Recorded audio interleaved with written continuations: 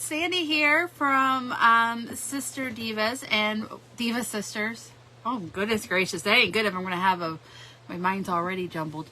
I got another guest here. Mommy came in and she's sitting across from me. Hello. Say hi. Hello. She's like, oh, she came to drop off some anointing oil for me. And she's like, I'm going to listen to you. And I said, sure. So, okay, we're going to go ahead and get started. So, first off, I want to say welcome to all our new Diva Sisters. We are so glad you are here. I go live 7 p.m. Eastern. I do a praise and worship. Go, jump right in. Okay, so we are finishing up for the month of March our prayer focus on healing. And so, let's do a quick recap.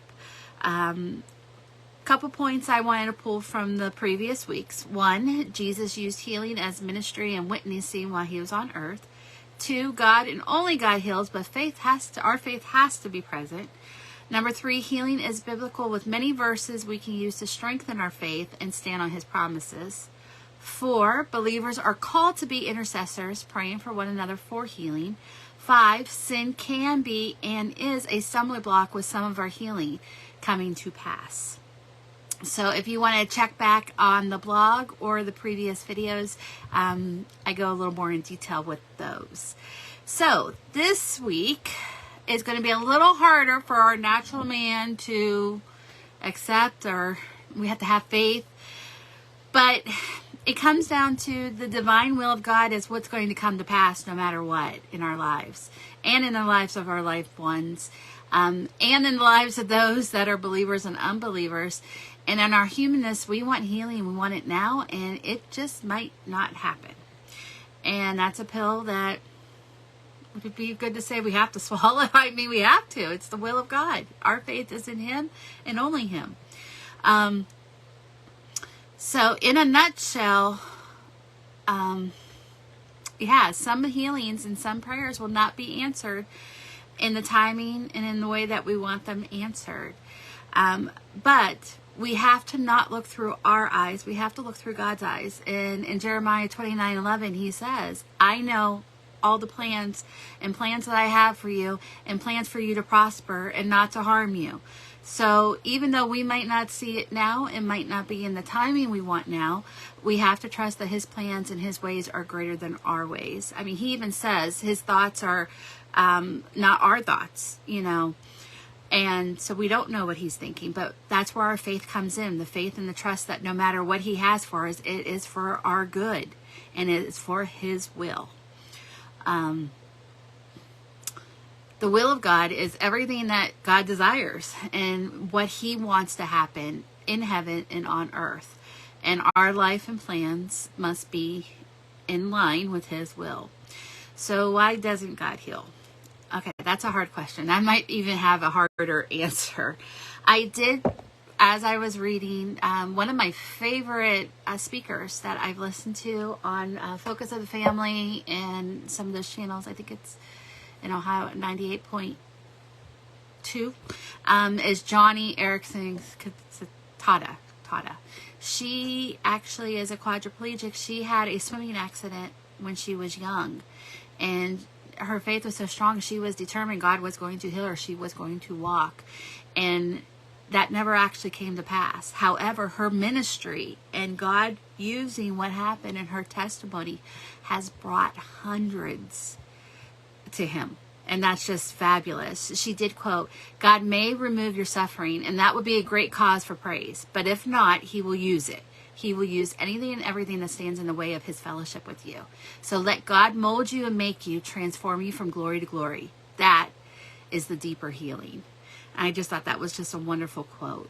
And even Paul the Apostle, had an affliction that God never healed when Paul repeatedly prayed for it. Why? Because in that affliction, Paul's reliance was on God and only God. And God knew for Paul to be able to do the work that he set for Paul, he needed Paul's 100% reliance on him. 2 Corinthians 12:7-10 says, so And to keep me from becoming, this is Paul, so to keep me from becoming conceited, I was given a thorn in my flesh, a messenger of Satan to torment me. 3 times I pleaded with the Lord to take it away from me, but he said to me, my grace is sufficient for you. My power is perfected in weakness. Therefore I will boast all the more gladly in my weakness, so that the power of Christ may rest on me. That is why, for the sake of Christ, I delight in weakness, in insults and hardships and persecutions and difficulties. For when I am weak, then I am strong. So, yes, some illness will lead to death of this body here on earth. But we have another promise in 2 Corinthians 5, 1-3. For we know that when this earthly tent we live in is taken down, and that's when we die and leave our earthly body, we will have a house in heaven, an eternal body made for us by God and not by human hands. We will grow weary in our present bodies, and we will long to be put on our heavenly bodies like new clothing. For we will put on heavenly bodies, we will not be spirits without bodies. So we're given this promise that, yes, what we have is not eternity. What this body that I have with all the aches and pains, the closer I get to 50, is not what I'm going to spend eternity with. I have to put that trust and believe that in God and his promises. I mean, there's many people in our family that we have known that healing has not come to pass. My father being one of them. I mean, we were watching him lose toes and fingers left and right, and eventually his leg, and ultimately the Lord called him home. And did we want him to go? No, we wanted him with us. But we know in God's perfectness and in his will, Dad is 100% whole, rejoicing.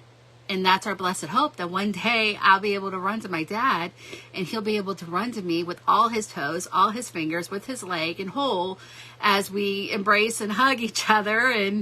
And that's my hope. That's what I have hope here on this earth. So no, healing might not be for now. The answered prayers might not come the way we want, but we cannot waver in our faith and our trust in the will of God, that what he has for us is much better than anything we could even fathom and come up with.